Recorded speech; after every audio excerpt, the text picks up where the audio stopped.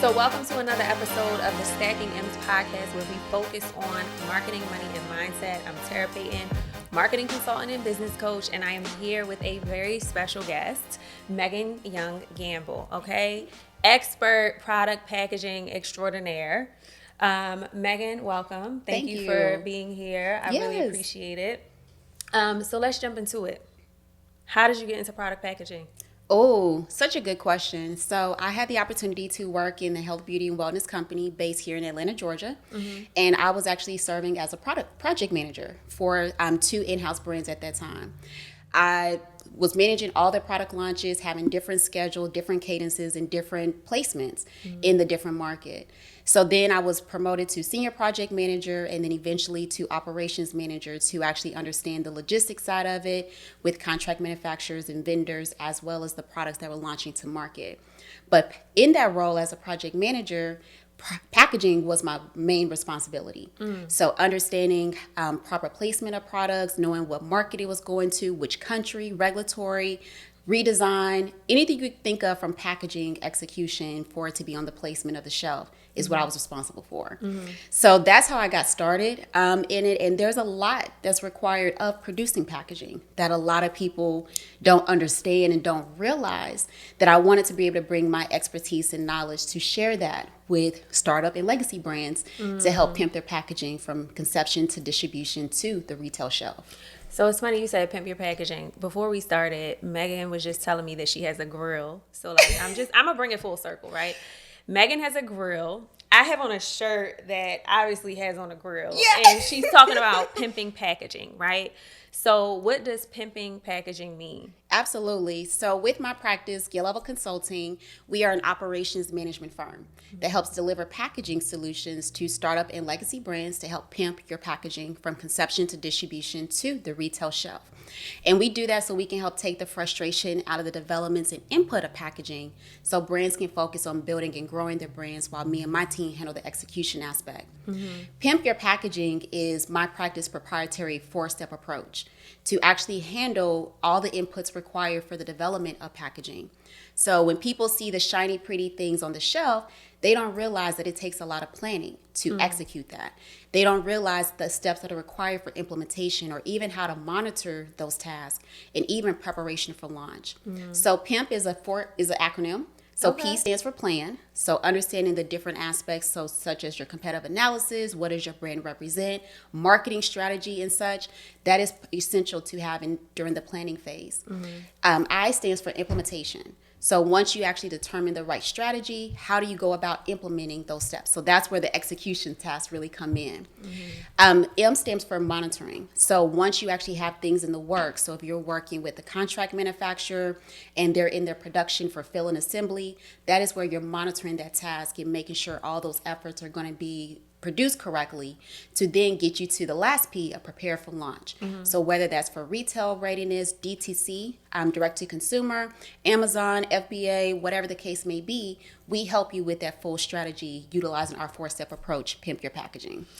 I love that. I love that there's an acronym. I thought you were just saying pimp because you had a grill. But I mean, if I had my grill, I'd be pulling it all out and stuff. So I love that acronym, and I have a ton of questions in my head. So bear with me here. Okay. You mentioned packaging for direct-to-consumer, Amazon, in-store. Is there a difference between those those packages? Yes, okay. It is. And that's something that really needs to be determined at the beginning of creating your product. So if you're creating a product and say, for instance, it's a vitamin C serum, you can't know where you want to have it be launched if you don't know where you plan on selling it. So if you want to sell on Amazon, then that's a different type of approach than what you would take for having the product be placed into Target or Ulta, Kohl's, Macy's, etc. So understanding the strategy behind it and where you want your products to be available at is really important, because then it goes to understanding how to develop that packaging, understanding if it's FBA, frustration-free packaging, or anything of that sort. Is different type of packaging requirement and guidelines than packaging that's produced for Target or for Ulta. So definitely a lot of things to think about, because you have to think about regulatory, you have to think about sizing Amazon, frustration-free packaging, and FBA have certain size restrictions. Whereas with Ulta Kohl's, depending upon your shelf placement, they're going to let you know how much space you have for that, which is known as your packaging footprint. So a lot of different things to produce the packaging and different requirements to actually help with the execution of it. But yes, they're all different, but that's where you have to understand where you want your product to be placed to then make it make sense.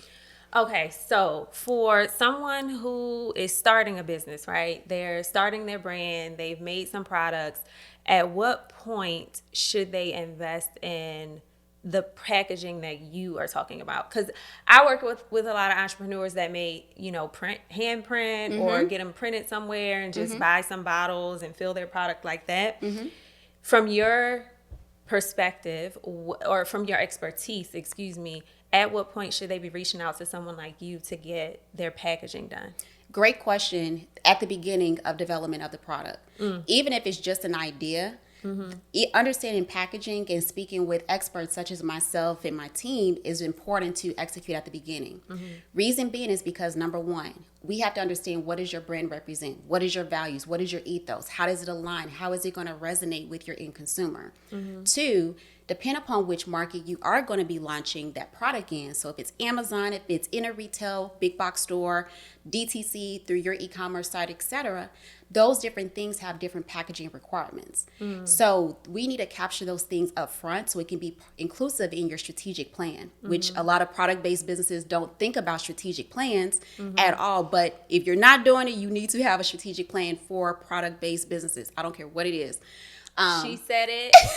I've been saying it forever and ever, but y'all heard it from somebody else today, okay? You need to have a strategic plan. Yes, you need to, because how are you going to know what the end goal is going to be if you don't have a plan? And then knowing how to execute it.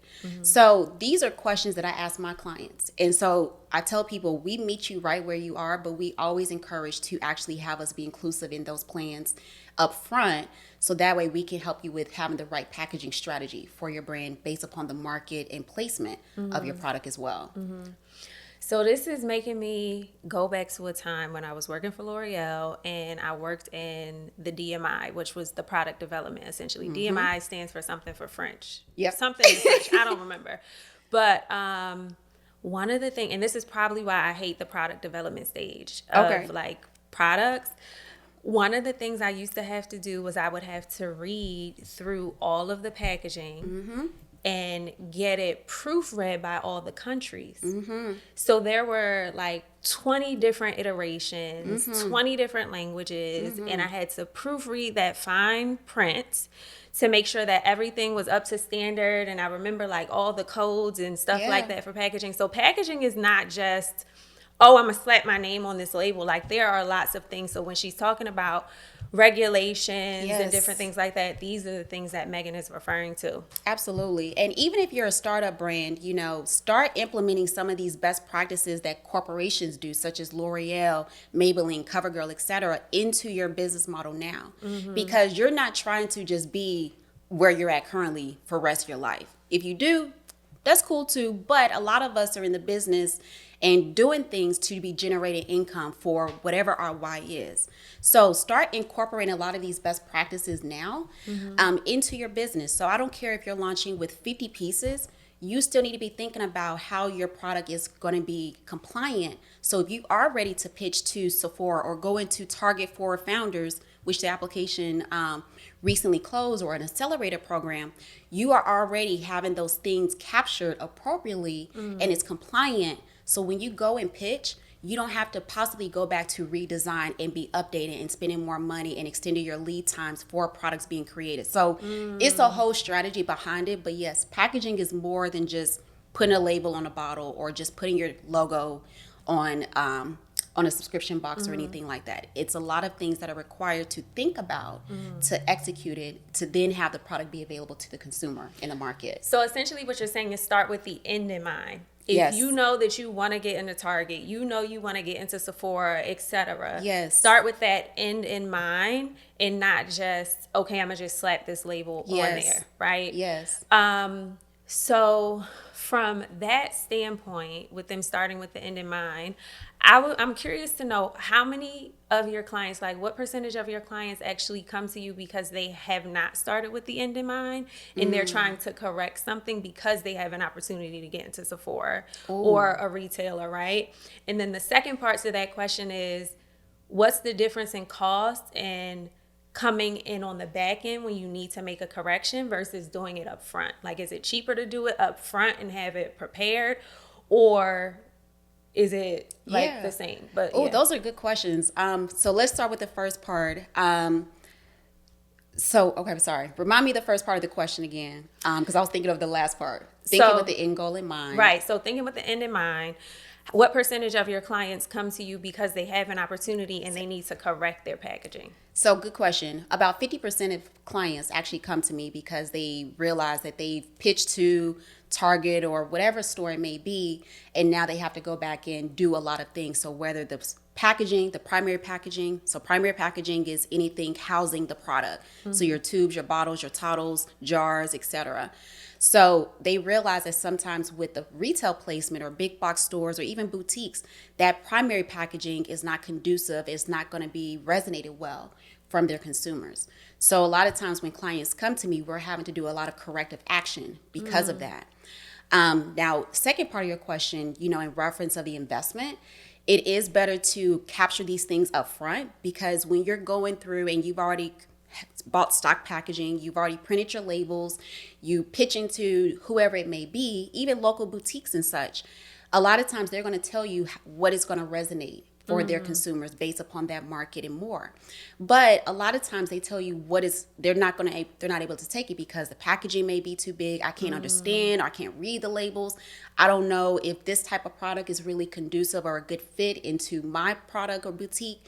So a lot of those things we actually look at, and it becomes more costly to the brands because, one, they've already invested into the packaging, they've invested into creation of the products or the formulations, they possibly worked with somebody previously, so they're now like, I've already spent the money, or the investment rather, but now I have to go and spend some more to get my stuff properly packaged for those corrective actions, which then leads to additional investment. So it's always better to, of course, think with the end goal in mind, but incorporate those at the beginning of your development. So you're not incurring more costs, additional lead times. Lead time is the duration of time from start to finish. And then also thinking about the end goal in mind. So I would say 50% clients come to me for corrective action. But then a lot of times, if you don't come to me in enough time, you could be spending a lot more money on the back end because we're having to do a lot of corrections for your product packaging replacement. How long does it take from start to finish? Oh, good question. It varies. And the reason I say it varies for creation of a product is because it depends upon who you're working with. So I'll give you an example. If you're working with a private cosmetic chemist, they're creating your formulation. They're then saying, okay, your formulation is completed after I go through stability testing. Stability testing is where you're actually testing your formulation in glass packaging to make sure that it is stable. And you have to do that for a minimum of 3 months for just stability. And that's for a non-OTC or a drug product. OTC and drug products have a longer testing period because you have to obtain the expiration date on it. But that's a whole nother segment. But if you're working with a private cosmetic chemist and they go through testing, your ideation and the formulation on average could take anywhere from 6 to 12 months or even longer, depending upon what type of product you're creating. 2, understanding the testing phase. Stability testing, minimum 3 months if it's a non-OTC or drug product. If it is a drug product or OTC, such as sunscreen or acne products, then your testing phase, you have to have minimum of 1 year real-time read just to make sure that you're able to capture the data and then be able to get your proper expiration date. And then you also have packaging compatibility testing. So if I work with a private cosmetic chemist and I want to have my formulation be housed inside of a tube, for instance, a PET tube with the airless pump or whatever, then I have to still go through testing, which is separate of stability testing. So that's minimum 3 months. So I'm sharing all this to say it can really vary. And we haven't even gotten to, if you're working with a contract manufacturer, line trials, pilot batches, fill and assembly, sourcing of your packaging. But if you look at the full picture, on average, it could take minimum 12 months of creation of your product. But that's where it's really important to understand that end goal in mind. So one of the seven one of the 7 habits of highly effective people, to really incorporate that as part of your strategic plan, to then make sure you have enough time to buffer in all of the checkpoints and milestones to create your products. But minimum 12 months. It could be longer, it could be shorter, just given the nature of the product that's coming to market. But minimum 12 months, I would say. So what have you found to be the biggest misconception about product packaging and its importance? Oh, that I shouldn't have a budget for packaging. That, packaging is something that everybody should see. It's shiny, it's pretty, all of those fun things. And that's beautiful because it definitely contributes to the sensory experience of packaging. However, a lot of brands and a lot of companies that I work with, I ask them what is their budget based upon the scope of the project. And a lot of times they're not able to give me a budget. So when they say, I want to have this, just say, for instance, a very luxury box that's similar to Louis Vuitton, but yet I have the budget of, let's just say, Steve Madden, it's a disconnect. Because you say you want luxury, but then your budget doesn't support that. So then let's look at alternative options that would be more accommodating to your budget. But a lot of times brands don't have the budget. A lot of times they don't understand what's involved to go into a budget. And that's where I really educate my clients to really understand the importance of total cost of goods, TCOGs, but including packaging as part of your TCOGs. Because if you're not thinking about or having a budget for packaging, then you could be impacting your profit margins. You could be sourcing things that are way outside of your budget, and also not conducive for your brand at this moment. But make it make sense, for your brand at the end of the day. But that's the biggest misconception, is that you should not have a budget for packaging. That's only one misconception. We could go through a laundry list, but that's just one that I would say is the biggest one that How stands much out. should people budget for their packaging?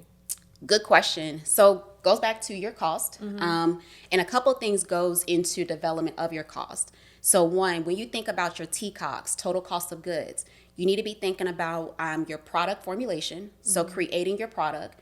2, your packaging, so thinking about all the packaging aspects. So primary packaging was housing your product, secondary packaging that is actually applied onto your primary, so labels, etc., or product boxes. If you have product boxes, shipping boxes, all of that is packaging that needs to be included. And then 3rd, you need to be thinking about your transportation. What is the transportation mode? Because that definitely impacts your profit margin. And I tell people, if you're offering free shipping and you are only charging $20, but your total cost of goods is $17, you're not making any money. So free shipping is probably not advantageous for you, for your brand, but it has to make sense. But to answer your question, it really varies depending upon the budget. But normally in my course, I talk about and give some pointers of a recommended percentage to allocate towards packaging.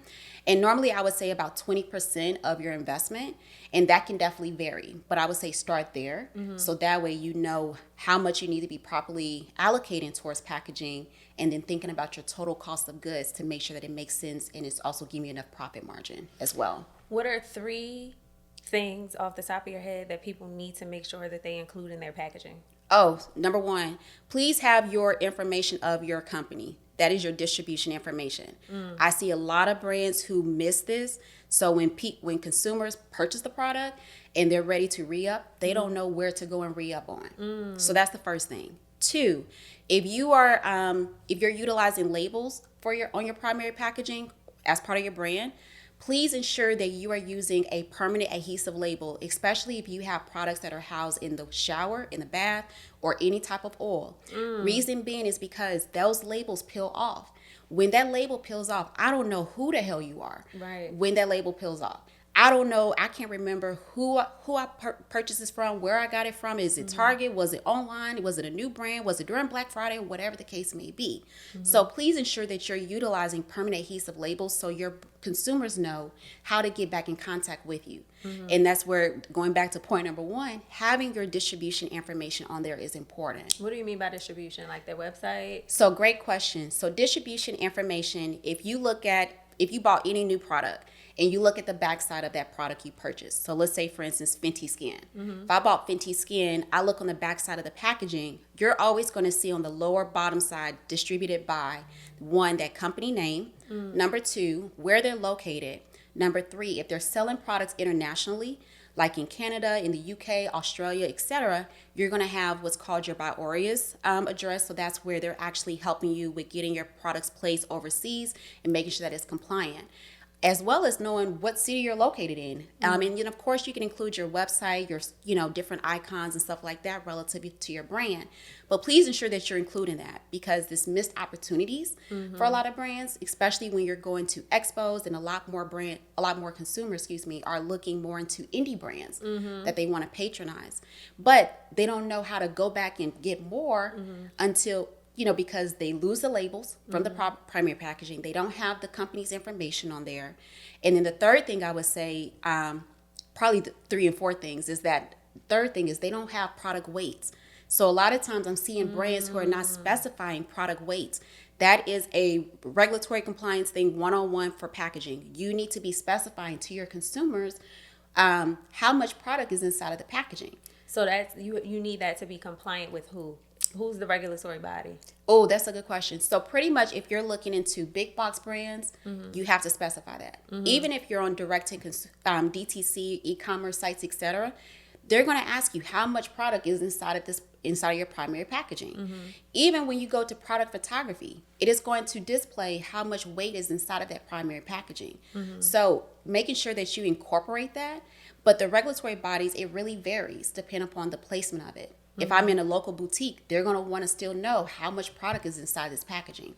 If I'm in Target, every product that's on Target is going to specify how much product is inside that packaging. If I go to Macy's, any product I buy, from a perfume, anything, it's going to specify how much product is inside of that packaging. But a lot of indie brands are missing those opportunities by not disclosing that, and think that, I just need a product name and the scent, and that's it.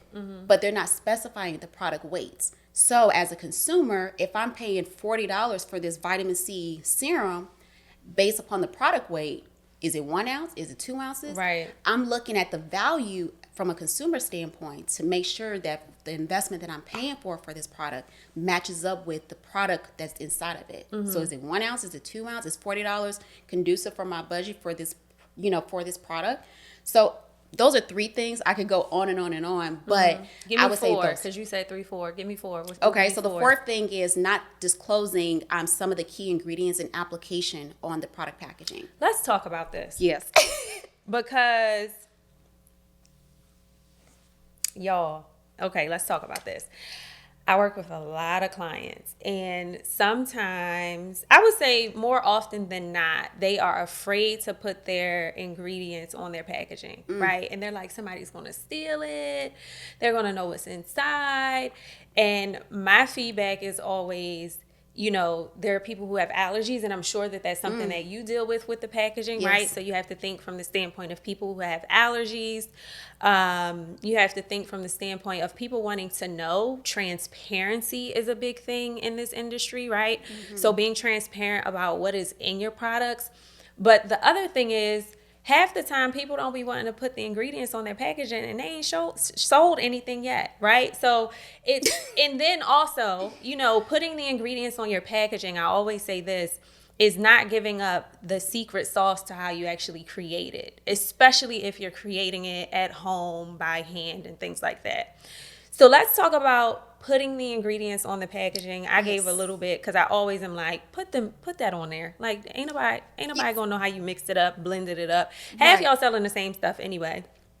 But talk about the importance of having the ingredients on the label and what that does for your brand. Absolutely. So good point of mentioning that consumers are really educational, they're information hungry, and a lot of consumers are more intentional about the type of products that they utilize, including ingredients. So I want everybody to go and research the Fair Packaging Label Care Act.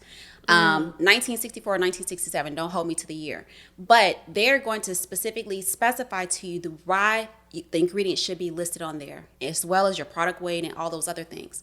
But ingredients are important because, number one, is to let me know as a consumer if I'm allergic to something, if I'm able to utilize something, if I need to do a skin patch test before I utilize a product and more. Two, if you're stating that you're vegan friendly or all natural derived or whatever the case may be, I'm going to look at those ingredients and be able to see if you're actually, if those ingredients align to those free of claims that you're specifying. So vegan, all those things.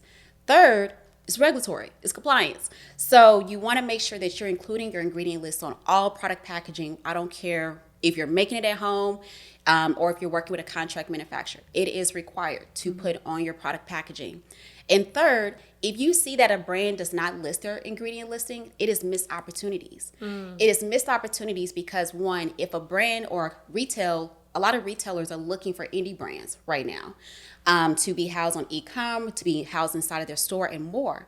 But if you're not including the ingredient list on the products, how can they actually determine if you're going to be a good fit for their market? So it's missed opportunity there. Second thing is missed opportunities with your audience. So if I'm looking for a new hydrating lotion that has SPF in it, SPF 30 or whatever, I want to look at those key ingredients, because what if I'm allergic to titanium dioxide that's inside of a sunscreen, and I need a different type of active that's in the sunscreen? I need to know those things. But it's missed opportunities for sure, but also you all please include your ingredients, because you're not giving away your secret sauce by disclosing it. If you look at any brand that is housed on the market, they are showing you their ingredient listing. Now, they're not telling you how they create the formulation. If they stir it, they mix it, they roll it, or whatever the case may be. Like Cat Williams say, I don't know nothing about that, but I'm just saying, but what I am saying, encouraging you all, is to please include your ingredient listing. It's important. You can go and look at the Fair Packaging Label Care Act to see all the requirements that should be inclusive on your packaging, and ingredients is one of them. So guys, please don't think that you're giving away your secret sauce. You're not. You are actually doing a service to your consumers to disclose that information for them to know if this is the right product for me or not. All right, I'm switching gears here a little bit. Okay. Do you love what you do? Oh, I do. I really do. Okay. That was quick. You ain't have to think. I ain't have to think. Yeah. Okay. What do you love about it? So I like, one, I'm a project manager. Been project manager for 10 years. And what I love about being a project manager is the flexibility and adaptability to move into industries. First thing. Second thing is seeing a product come from an idea to market is what excites me, because I know a lot of effort went into development of these products, a lot of time, a lot of energy, a lot of tears, for my clients as well as me, because I want to make sure that they're set up for success as well. So that's the second thing. Third thing, being able to see what their end goal in mind was and how we actually executed it, and getting them through those different checkpoints to see the finished good product, whether it's on their site, starting with 50 pieces, or if it's 500,000 pieces that's in retail. Being able to create packaging. So, fun fact, I have an undergrad in chemistry. So a lot of packaging substrates and materials is what I'm good at and what I study with polymer chemistry. So it goes back to my education of understanding different polymers and chemistry and the reactions of it to create the packaging. So that's kind of like the nerdy geek in me. But the last thing I would say is ultimately being able to educate clients about this market. A lot of times we think, this market is only for the big brands that we know about, right? We think that it's only for L'Oreal. We think it's only for Maybelline, CoverGirl, Estee Lauder, etc. But there's a lot of opportunities out here for all of us. But it goes back to education, because if you want to have your products be available in different markets, different countries, how do you get there? And so being able to educate and work with my clients is what I really love doing, and being able to take their idea and actually help them get to that end goal eventually. So I love what I do. Okay. I love it. I love that. I can see it, because girl, you just are going in on this product packaging, and it's you can tell, you see the glow, you see the passion behind it. So I love that. And you were like, yes, I do. Yeah. No hesitation. Yeah. No. So what are some things that we can expect in the future from a packaging standpoint? Like, where is the industry shifting anywhere? And if so, where? Oh, such a good question. So right now, the big thing that's being talked about is sustainable packaging. And a lot of times, people say, well, I want sustainable packaging. I want sustainable packaging. But the one question I ask brands is that, what does sustainability mean to you? Is it only in your operations internally? Is it in reference of the packaging itself and how it's produced? Is it in reference of the product that's being created, so like your formulations and such, that's sustainable, so using more biodegradable ingredients, and you want packaging to complement that? Does it mean you want packaging that's able to be repurposed, reused, recycled? So this is something that's really big right now, and it takes a lot of education around it, because people think, I want sustainable packaging. That's great, but do you know what sustainable packaging is? Right. Do you know the aspect of sustainable packaging, and how does it relate to your brand itself, as well as how do you want it to resonate with your consumer? And then how are you educating your consumer? If it's sustainable packaging, how are you educating your consumer to bring it back into the circular economy? So sustainable packaging is definitely one of those big trends. And inclusive in sustainable packaging, a lot of companies are looking at trying to incorporate more recycled plastic. So all plastic is not bad, but they're looking at more recycled plastic. So recycled PET, that is something that's really heavily used in the packaging industry, across all industries, but especially in the health, beauty, and wellness space. It helps keep products stable. It's easier. It's more cost effective than glass, aluminum, etc. So understanding those things is important. But even with sustainable packaging, we're looking at how to utilize mushrooms and hemp and other materials to create packaging. Higher investment, because it takes a lot more to produce it. Okay. But you have to understand, what does it go back to your brand? What does it represent? What is the brand ethos? What 3 words do you want it to use to describe your product to the end consumer? So sustainability has always been around, but it's becoming more of a trend, because a lot more people are becoming more conscious of the type of products they buy and the packaging that is housed in. So I would say that's the first thing. But second thing in reference to packaging is, we're all seeing the disruptions in supply chain right now. Not able to get products, get on time, and more.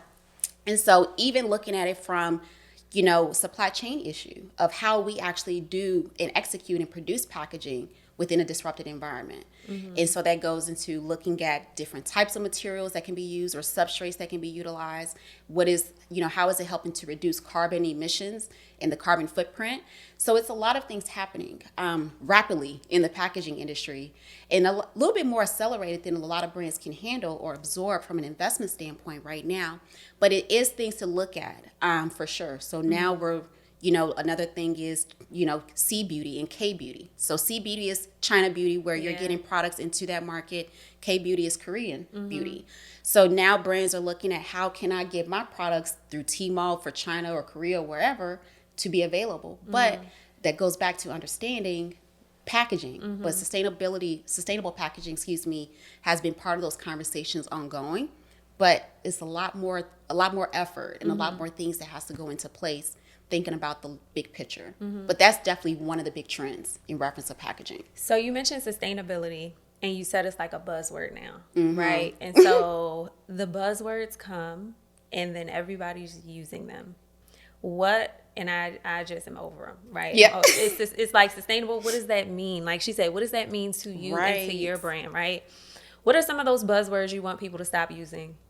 Okay, so sustainable packaging. I want my packaging to be sustainable. Please stop saying that, because that goes back to, what does sustainability mean to you and your brand? That's the first thing.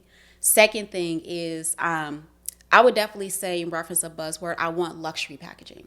Well, what does luxury mean to you? What does that represent? What does that look like for your brand? That's where marketing, comes into play to really get very crystal clear about that and gain clarity.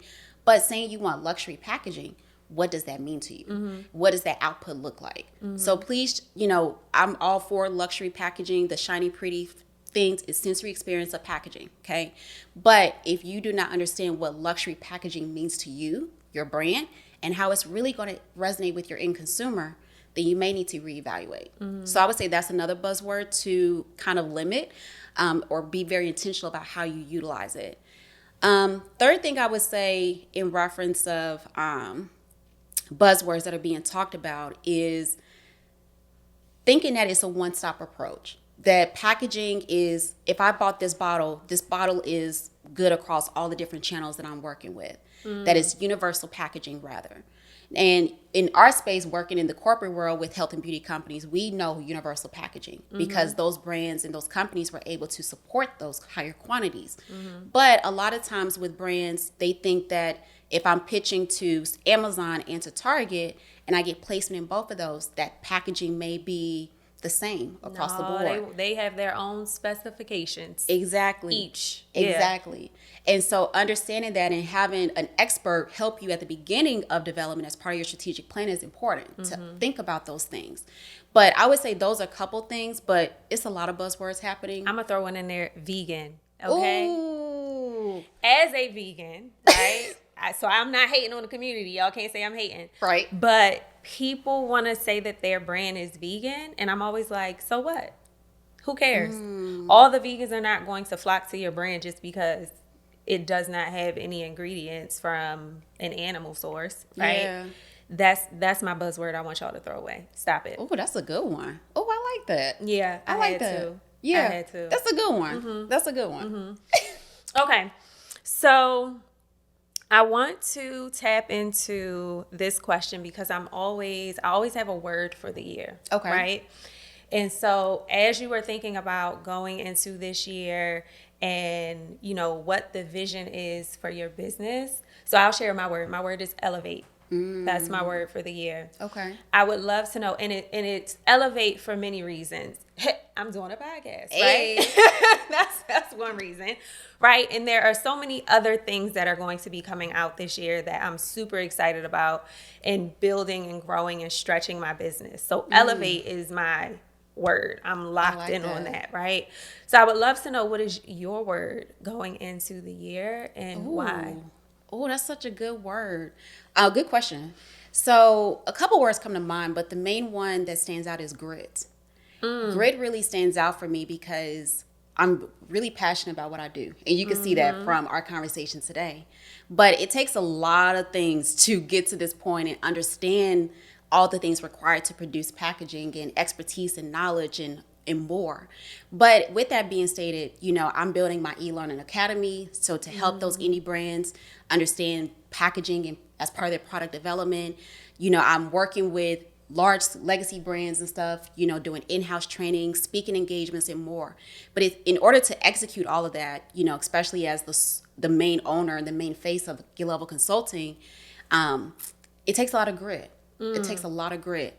And I know where I want to go, you know, in reference of what my definition of success looks like. I know my why, which is generational wealth, expansion of, you know, my family planning. And, you know, it's really important. And this is like the grassroots of the beginning of something that's definitely flourishing. That's definitely going to be nourishing our environment to help them grow so they can be harvested to then be able to reap the benefits of their labor as well. So I would say grit is my word for this year, because there's a lot of stuff in the works and a lot of good shit. Yes. You know, and I'm really excited about it, but it takes a lot of grit to get there. All right, I'm going to say a word. I want you to tell me the word that pops into your head when I say it. Okay. Okay? ExecutionHER. Yes, that's me, baby. That's me. So I don't know if y'all can see. You probably zoom in on her necklace. It says ExecutionHER. Hey, check me out. What does that mean? What does that represent? Absolutely. So anytime people ask who I am or when I'm introducing myself, I say I'm Megan Young Gamble, the project ExecutionHER. I identify as pronouns she and her, and I'm also in the project management space, been in this space for 10 plus years. And it goes back to every job that I've had, even from the first job I had, which was Foot Locker. That's why I'm really big into tennis shoes and kicks and stuff. But even when I was working at Foot Locker, starting at 15 years old, people would always tell me you would get the job done. Regardless of what it was, you would get the job done. And then when I worked in Victoria's Secrets and I worked in a research lab doing pharmacology, I told you I have a little bit of nerd in me from my background in chemistry. But every job that I've had, everybody has always told me, you always make it happen. You always get the job done. You execute it with ease. You bring people together. You rally teams together to help with making sure everything comes to life. And so when I pivoted my business, Get Level Consulting, I was like, what can I utilize that would set me and differentiate me in the market? And it always goes back to when people always told me, you always get shit done. You always make it happen. And so execution is one of the process groups in project management. So that's where you're actually executing those tasks. And that's what I'm big on, because you can plan all day and stuff, but it's a matter of how you execute it to then help you produce the output. So that's how I got the project ExecutionHER, because I always deliver and always been told I get shit done. And I make it happen, pretty much. I love that. So I'm going to just be honest. I am not good at execution, right? Okay. But I didn't learn that until I left corporate, because I used to have to execute in corporate, right? And I was having a conversation this past weekend talking to some women about when you're in the corporate space, you tend to do things because you have to, not because you enjoy it, not because you like it. It's because, one, you're getting a check, right? And then two, because you have to. Right. So stepping into entrepreneurship, I now realize, like you're talking about project manager, I'm hiring a project manager for that reason, because I know what my weakness is. Right. And I need to be able to fill that gap. Yes. So for you, because you were in corporate as well, you're project manager, what are some areas where you have gaps in your business that you fill in with other people? Oh, such a good question. So in reference of like operating the business, branding, marketing, like I know the aspects of marketing, but that is not my strength. That's not my skill set, nor I stick to the rivers and the lakes I'm used to, which is packaging and project management, pretty much. Not the TLC. Okay, just had to do that little dance real quick, because y'all know how it goes. But branding and marketing, like I understand the inputs of it, but that's where I bring the experts such as yourself and anybody else to the table, because they know how to execute those tasks and things. Production, in development of a product, you usually have what's called your production manager, where they're helping to oversee the production and capturing all the inputs and requirement at those contract manufacturers. So working alongside of them, is important, because they have certain questions they have to think through as part of the overall goal to help execute it. Graphic designers, I cannot draw a stick figure. And she ain't in Canva either, so right. No. Okay, that's because that's a whole nother topic. Right. Okay. Yeah. Girl, we getting off topic. Let's just say if you are only designing in Canva, please invest into a graphic designer. Okay, that's working on Adobe Illustrator, InDesign, something of that sort, because that is what you have to submit to printers for production, as well as packaging suppliers and printers as well. So please invest into a graphic designer. But nevertheless, graphic designer, I have to, bring into the picture to execute the design on product packaging.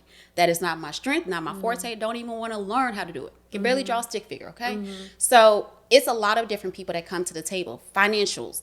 So a CFO, understanding the finances to create the product, as well as the investment. I talked about graphic designer, talked about production manager, talked about branding, marketing.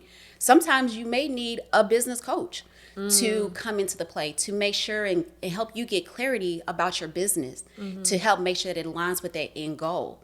So those are just some of the experts, but even on my team, I have a packaging engineer. So we actually collaborate on the different inputs and testing and things we need to think about for a lot of aspects to produce it. I have a logistics specialist that works with me to understand the logistic model. So if it's forward logistics, getting the product from, for instance, getting it from the brand to the consumer, that's forward logistics. But if you offer returns where the consumer ships it back to you, that's reverse logistics. So thinking about that strategy is important. Even a fulfillment center.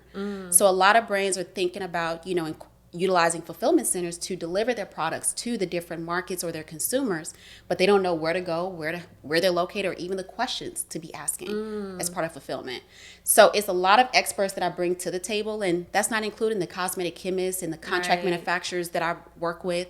But it's a lot of parties that come to the table, and we all have a seat there, because it's money out here for all of us in this field, but it definitely takes a village to help produce a lot of things, but it definitely requires a team. So basically you're saying you could not do this on your own. No. Right? No. And then two, this is a lesson for everyone in entrepreneurship, right? I know many of you may have started out on your own, solopreneur, but if you think about the end goal in mind, you have to think about who you're investing in, who you're having as a part of your team, because she's talking about just packaging and fulfillment, right?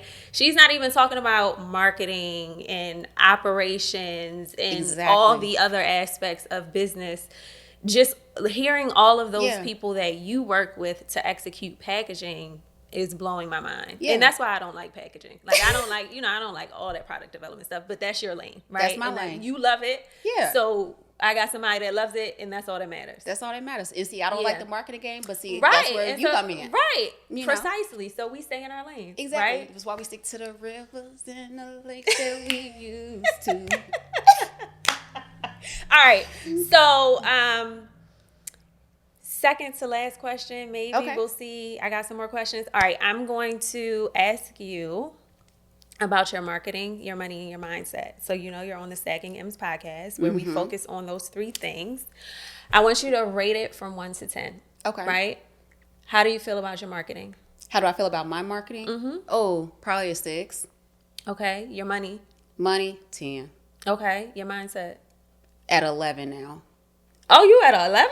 It took a lot of time to get here. Oh, let's get into it. Yeah. How did you get there? First of all, where are you? And then how did you get there? So it took a lot of maturity, a lot of therapy, a lot of self-awareness, so emotional intelligence to recognize my own flaws and areas that I needed help with. And I realized that I was bringing a lot of trauma, baggage and stuff like that into how I operated for my business. A lot of things from corporate life that I experienced, I was bringing into my business, and I didn't realize it and didn't realize the trauma that it had on me either. So when I started my business and pivoted my business in COVID, I was probably at a 4 because of all the stuff going on in the world, trauma from corporate, thinking that I had to do the same stuff that was at corporate in my business that did not work. But then even outside of business, personally, I had unresolved trauma, that I had to work through and really recognize too, that I cannot do this on my own. I've reached my plateau of being able to manage it and control it on my own. I need some assistance. And that assistance involved therapy. It involved being around like-minded women who understand and is going through the same thing and is trying to make a difference, not only in their personal lives, but also in their business and their family dynamics. Family dynamics is a big one, too. And then also having a really good support system, realizing that everybody that say your friend is really not your friend. They really don't. Some people really don't have your back and really don't want you to succeed. And that's cool. But that's where I had to realize and do my friend audit to realize everybody has a place. What's a friend audit? So if you have not read the book or the audiobook, We Should All Be Millionaires by Rachel Rogers, please listen to that. It's such a game changer. And one of my business sisters actually put me onto that book. But she talks about doing a friend audit where you actually write down all of your friends, connections, contacts, acquaintances, etc., and you determine who is actually in alignment with your success and where you're trying to go. And then you're also going to assess, okay, based upon that friend audit, who is actually going to be good for just a hangout crew. If I want to go to brunch, kick it here in the ATL or whatever, I have that group. If I know I want to be focused on speaking and pitching and things like that, and I'm hungry and I got that, and I'm all about grit and I'm like hitting the pavement, I know I have that group of people, such as you. So understanding that friend audit and being able to separate them based upon the need, but where I'm trying to go, I need people to align with that. And I realized even with my friend audit that everybody's dealing with something, right? Yes. And even when everybody's dealing with something, I still have the power to say, I want to move forward with this in my own life. So understanding that, I had to, recognize and appreciate that they're going through their thing and they need time. But I also have to make sure that I'm doing things for my own time too. That's about my wellness, my growth, and also helping me change my mindset. What was it? Was it a particular point that happened in entrepreneurship? Was it a breakdown? Was it somebody said something to you like, look, you wildin', that made you, realize that you needed to get that help? So I'll be honest, it really started around George Floyd. I would say that, and sorry I can get emotional about this, but I went to the ER for like severe panic attack, anxiety. And at that time, I was dealing with a lot of shit. The world was shut down from COVID, so we all figuring out how to navigate this life. then seeing Ahmaud Arbery, then George Floyd, and then thinking about people I grew up with back home in Little Rock, that could have been them at a much earlier age because of the environment that I grew up in and the school systems and environment. So it really started there. And I was also transitioning out of corporate too. So a lot of toxicity and the things that I dealt with in the corporate world impacted me, which was then rolling over into my marriage, rolling over into my relationships with family, rolling over into how I treated myself. Because I was like, at times I was like, I don't think I'm worthy enough for certain things. So it took a lot of things to really bring that around full circle. So it was a friend at that time that was like, you know, if you're not going to therapy, because everything was shut down, of course, look into therapy for Black girls. Start there and let's find you a good therapist. So I invested into that, and it's definitely helped me, really. But I would say that point was when I was pivoting my business, transitioning out of corporate world, dealing with trauma, and really figuring out myself in this new space to really pivot my mindset. But that's why I'm like, now I'm at 11, because now I could tell you, okay, this is what I'm doing. I'm not going to do this. My boundaries are set. My friend audit list is solid, you know, and I'm happy. My household is good. We're happy. We're stable. I have a good support system. And my support system, really, my main support system is 5 people. And a lot of times, you know, we think we have to have this massive support group, and you don't. You just need a solid crew. Yep. I need just that handful, you know, and they've been the ones to really help hold me up, and help me understand what I'm worthy of, and definitely help me to reposition my thinking about it from a mindset perspective. So I'm sorry, y'all can hear my voice kind of crackling, Girl, but no, you know, good. but you could tell that it took a lot of work. So for those of you who are out there going through the same shit, know that you are not alone. Just make sure that you're investing time and energy into yourself, and know that you are worthy, and you're going to make it on the upside. And this is going to be your testimony on the other side of it. So you're going through a test. It's some rain. It's some shit you're going to deal with. And we've all taken detours to get to where we're at. But at the end of the day, as long as you make it, you can give your testimony. Yes. And that's going to help elevate your mindset for sure. Yeah, so hearing you talk about that and your transitions, we were going through the same transition at the same time. I never work on my birthday in corporate. But I was on vacation and I was set to go back to work. And of course, you know, CEOs were speaking out and making statements and things like that. And I remember the CEO at the company I was working for at the time said nothing. I damn near lost it. And I told my husband, I was like, nope, I have to say something, and I'm not going back to work. Yeah. And I did not go back to work. Good for you. And so that was the transition point for me. I always knew I wanted to be in entrepreneurship. I was already doing this on the side and bartering services and things like that, like not really getting fully paid for it. But that was the transition point for me where it was like, enough is enough. So I feel you. And that was such a tough time. It was very heavy with just everything that was going on. Yeah. So I'm glad that you were able to get help. Therapy, I got my therapist off therapy for Black girls too, my first therapist. So yeah, that was very powerful. So tap into that if you are looking for a therapist, therapyforblackgirls.com. They also have a podcast as well. Yes, please. Yeah. All right, so mindset, I'm glad we covered that. I'm glad you're at an 11. Marketing, did you say 6? Yes, I said 6, I'll be honest. What's going on? Okay, so packaging, I can create all the shiny, pretty things. However, sometimes, so remember I told y'all, marketing is not my lane. You know, so I know how to execute marketing in certain aspects of my business, but with the different audiences that I serve, sometimes for me, if I do it as a solopreneur, it becomes overwhelming. So then I'm like, you know what, I'm just gonna take a step back. I'm just not gonna do this. Well, you know what, maybe I don't. So it starts to get that imposter syndrome starts to kick in, and it's like, you know what, I'm just gonna take a step back. So in realizing too that, you know, as a solopreneur, you cannot do everything either. Right. You know, so that's why I said it's a 6 right now, because I'm actually going to be hiring somebody to help me with it. Nice. To execute a little bit better, because I know what I'm trying to do, and that's where that grit comes in. But it's also being able to be aware that that's not my strength. And so overall, I would say a 6.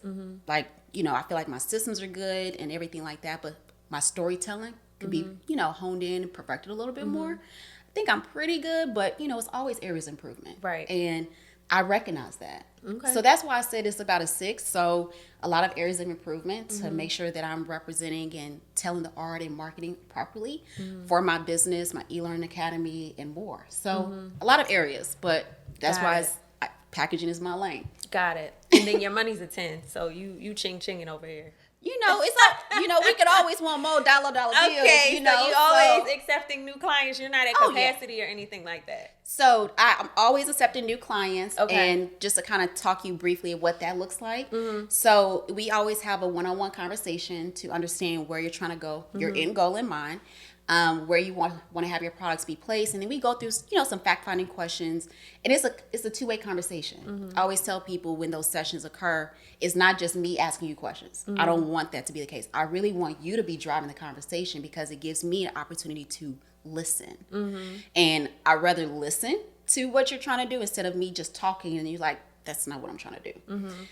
So we go through the one-on-one sessions and we talk about, overall what your game plan is, what you want to do, and how we can help you. And we work through the strategic plan aspect. We help with project management of your products. We help with sourcing, procurement, with contract manufacturers, and we also help with the operations aspect of it. So we go through and talk through where we can definitely help serve and add value to you and give you time back for you in reference of your brand, so you can focus on marketing, building, growing, pitching, whatever the case may be of your brand, while me and my team handle the execution aspect of it. Got it. So we are always accepting new clients, so always holler at us. We can definitely help you with that. Tell the people where they can find you. Oh, y'all can come find the project ExecutionHER at my website, getlevelconsulting.com. If you're also looking for DIY courses and trainings, then you can go to acceleratelevelinsitute.com, where we have all the tools you need to help you with your packaging and product development needs.